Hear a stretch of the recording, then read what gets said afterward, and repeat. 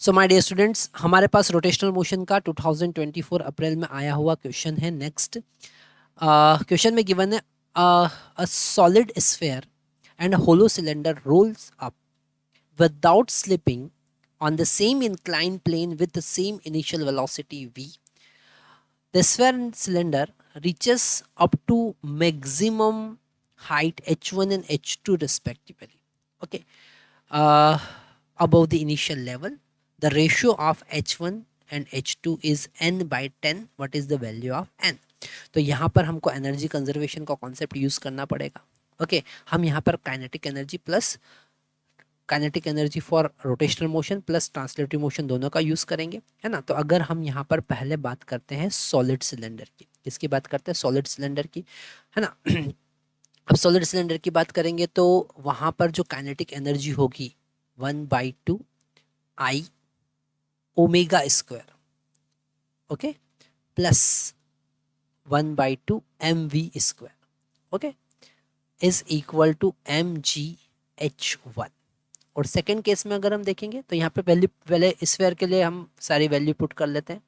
अगर हम solid sphere की बात करें, है ना, सॉलिड स्फीयर की बात कर रहे हैं हम सबसे पहले, तो 1/2 आई का वैल्यू कितना होगा? 2/5 m r square, okay. Omega को हम v/r लिख सकते हैं, इसका होल स्क्वायर हो जाएगा, क्योंकि यहाँ पर रोलिंग की बात कर रहे हैं, है ना, रोलिंग की बात कर रहे हैं विदाउट स्लिपिंग, प्योर रोलिंग की बात हो रही है। तो प्योर रोलिंग के लिए v is equal to omega r होता है ना। तो हमने यहाँ पर ओमेगा का वैल्यू v/r पुट कर दिया, plus half m v square is equal to mgh1। हम यहाँ पर m कैंसिल कर सकते हैं, है ना। यहाँ पर आर स्क्वायर से आर स्क्वायर भी कैंसिल होगा, 2 से 2 भी कैंसिल होगा, हमको मिलेगा 1/5 v square plus 1/2 v square is equal to gh1। Okay, इसे हम आगे सॉल्व करेंगे तो हम लिख सकते हैं, इसे हम आगे सॉल्व करेंगे, हम यहाँ पर एलसीएम लेंगे तो आगे सॉल्व करने के बाद हमको मिलेगा 7 v square divided by 10 is equal to gh1। ये हमारा इक्वेशन नंबर 1 होगा। सेम कॉन्सेप्ट हम यूज करेंगे सेकंड पार्ट के लिए भी। सेकंड पार्ट कौन सा है हमारा? सेकंड पार्ट है हमारा सॉलिड सिलेंडर।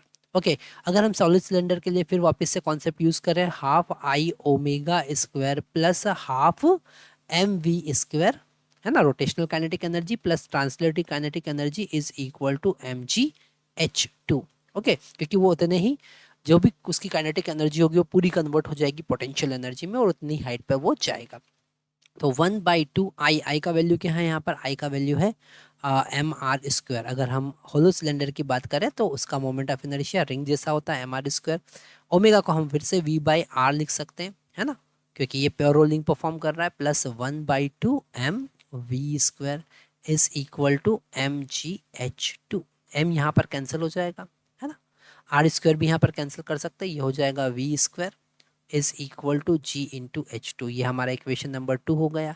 दोनों को डिवाइड करेंगे या वी स्क्वायर का वैल्यू यहाँ पर पुट कर देंगे तो हमको मिलेगा 7/10 is equal to is in to v square का वैल्यू कितना है? g into h2, that is equal to g into h1। G यहाँ पर कैंसिल हो जाएगा और h1/h2 का वैल्यू हमको मिला 7/10।